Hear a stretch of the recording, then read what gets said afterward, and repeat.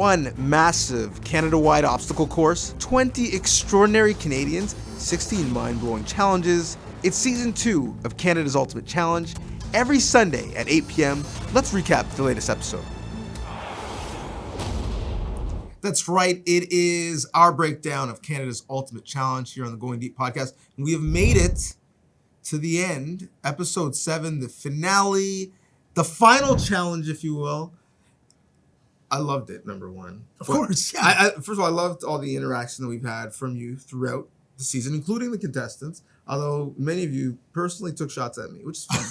Because that's what I'm doing in this chair. But I love a few of them. Yeah, not many, but a couple. But I want to know if, and we'll get to how it ended, if like Survivor, you'll be able to come back and try and be back in the game. Oh, listen, this show had so many twists that it's totally possible. And casting is open now for season 3. DJ, tell them how you can be a part of the show. All you got to do is cbc.ca/Canada's Ultimate Challenge.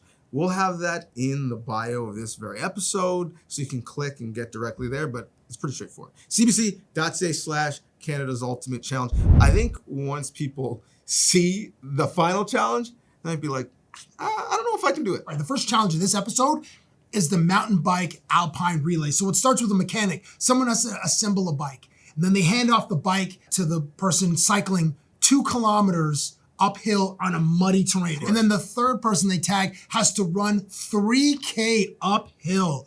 I'm just like, oh my gosh, like the inner monologue for these competitors has to be so foul. Let's just say Adam, he let his inner monologue come out. He couldn't help it. Bro, I felt bad for Angel, and Angel works in the trades. It was the logical move to have her build the bike, but I'm just like, what trades exactly? I do not want to go into the elimination showdown. I didn't come here to lose, I came here to win. We gotta move fast, Angel. They got their bike almost put together. Angel is still on her tire. She's starting to fall behind here. Jack! Jack!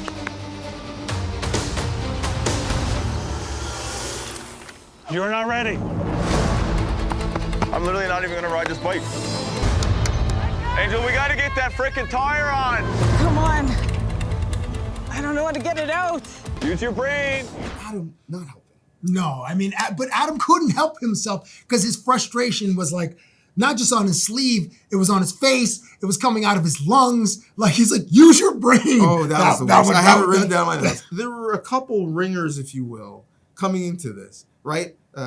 Brandon on Team White said, listen, I'm a biker. Like, mountain biking, not necessarily my thing, but cycling, I got that. I was nervous for Whitney because as someone who, I get stressed out building like tiles with my son, she's like, okay, I guess I got to build.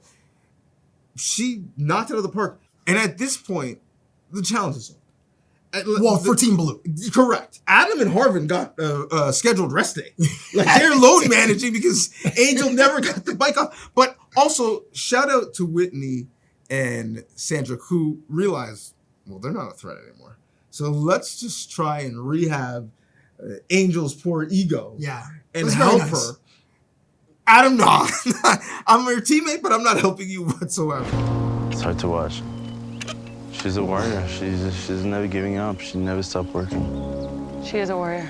Seeing Angel struggle is breaking my heart right now.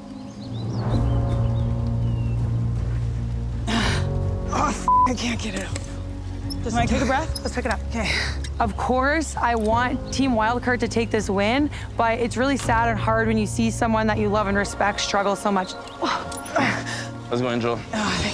What we needed on that sprint when Lekka was like outpacing Shasley, but Shasley was closing the gap, was the music from the movie Halloween, because Shasley was closing, and she is like unbelievable. Shasley's getting a nod for me in episode 7 because that girl digs deep and like overcoming all the odds. Like, she had to move teams. She's been part of like, you know, she was cut on the wild card team, but she's still like giving 1,000%. I know 1,000% isn't actually possible, but Shasley, you are just an impressive competitor. I'm gonna give my MVP to Whitney because again, she was the DH, if you will, at the thing that was not her comfort zone, and the fact that she did it so well gave them an opportunity even to be in the conversation. So shout out to Whitney.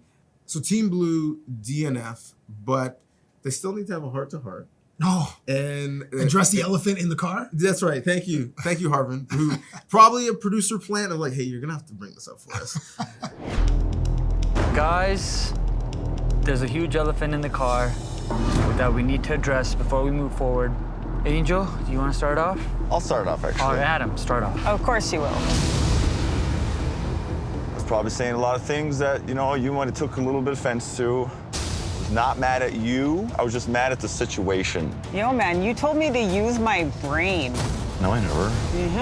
No, I never. No, I never. As though he's 7 years old. You say that to your second grade teacher. Adam, did you throw the ball to the winner? No, I never. Except, Adam, we have 14 cameras and 3 audio guys who captured you. Well, salute to Adam for manning up and apologizing, admitting that he could have handled that differently. But that energy is like, I don't know if it could just dissipate or disintegrate in like 24 hours, because the next day they're preparing for the triple threat tree climb. Now, this one involves all 3 members working together using straps and blocks to climb a tree 100 feet up a Douglas fir to ring a bell. They attach blocks on a strap. Each member has a bag with straps and blocks on their person, and they have to fasten the strap and the blocks around the tree, kind of step up, fasten another strap with blocks on the tree, and then work their way up, rinse and repeat, work their way up, stepping on the blocks, fastening another strap, stepping on the blocks, probably like 70 or 80 times. I was surprised it was as close as it was because of the need for communication, as you said, and the fact that Team Blue was a little bit Tribe Called Quest stressed out. It was actually the best that they'd worked together, though. Like, they were, like, in the second half of the race, like, they were moving very well together as they were ascending the tree. But Team White, even though Shasley had dropped her bag, gets there first. Brandon rings the bell. They're off to the championship round, and Team Blue gets sent home from competition. It was a hard-fought battle, guys. The outcome's not as important as the journey. That's something you can tell yourself. Don't tell me that. Okay? Don't tell me that. My quads and calves are burning. So now, hey, salute to the producers, because this final challenge was, I don't know if they were sitting around drinking whiskey one night or what. It was like, what is the craziest thing we can come up with? Like, and then someone in the corner is like, let's go to 11.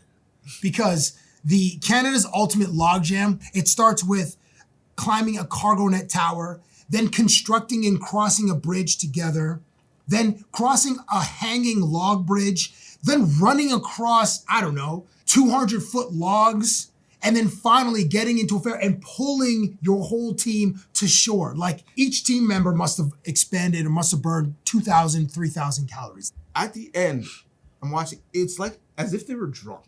Like, they were so tired that they're just like bumbling and stumbling and like have no coordination anymore. And actually, at some point, it became so overwhelming that I would say one of the biggest turning points in the last competition is Leka getting a little bit of the yips? The yips, yeah. Well, yeah, that was a surprising moment, because I had been praising Leka and her endurance and her resolve and her athletic gifts. And then that moment where she's on the tower, she can't jump into the water. She's like frozen, paralyzed with fear. I was like, oh, the moment is too big. I was surprised, man. Let it go, baby. You got time to make up. Don't think. Push. Being this high up, I feel nauseous. I feel nervous. Come on, let it push. Don't think. Jump. Jump right now. Go. Let it get up. Count to 3. Get up. 1, 2, 3. Go. Let it go. Oh my God. And then finally, when Whitney, Shasley, and Brandon are on that almost raft and they're pulling themselves to shore, I'm just like, wow, this is the wild card team. Like, you as the producer, you said in episode 6, the producer and me would want to see the wild card team win this. Team White, the wild card team, is the champion of Canada's Ultimate Challenge Season 2. I did not see this coming. I was loud wrong the entire series doing these recap pods. No, I wasn't close at all. I had Team Orange and then Team Red. Yeah, and Team Red was close. Well, Red, sure. Second. Honestly, watching the finale for me was like watching Sportsnet. Like, I was on the edge of my seat, just like, how is this going to play out? Never actually looking at like the time bar to see how much time is left. Yeah, the only thing that was missing was kind of like the score, like the score bug or like the clock, because that's what we're just so used to seeing. I'm ready for season 3. Salute to Team Red. Courtney, Lekka, Sandrick, you guys are incredible competitors. And salute to the champions, the wild cards, Team White.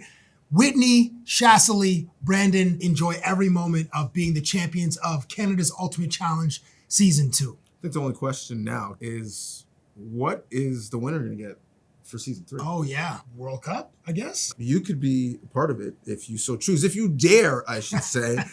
Canada's Ultimate Challenge Season 3 casting already. You can apply right now. cbc.ca/Canada's Ultimate Challenge is the way to do. This has been less than a challenge. So easy. Yeah. Watch reality TV and talk about it for a living. We're blessed. Thank you so much for coming along for the ride. This has been fun. Let us know what you thought in the comments.